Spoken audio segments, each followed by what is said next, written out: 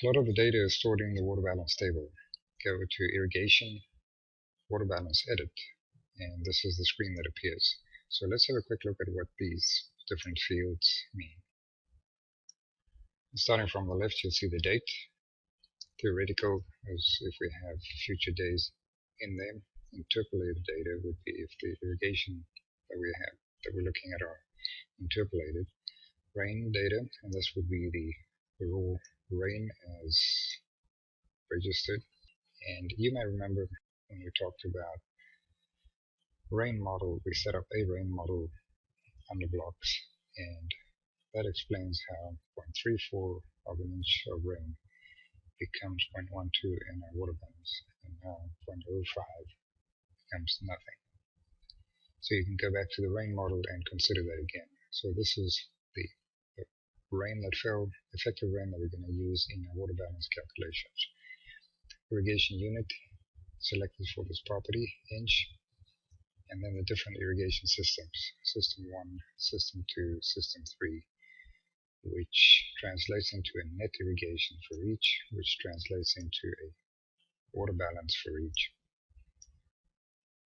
And then let's roll on to the rest of the screen. Add those up, you get a total irrigation, total effective irrigation, applying efficiency to each of the systems. Here is our reference ET from the weather station, crop ET, and this winter here right now, so these numbers are particularly low, really just a little fraction of evaporation. EQY is the previous day's evaporation. Our zone is the root zone. This crop is mature, and we've estimated that the effective root zone is 30 inches, so it stays at 30. If this crop was still growing, that number would be increasing. Dmax means the maximum volume of water that we can extract from this profile before it is at the red line. So based on what is available and the crop water use, we can project the number of days, and not to be ridiculous, we just stop at 30. Current deficit in inches, drainage rate if it's happening, and then over here,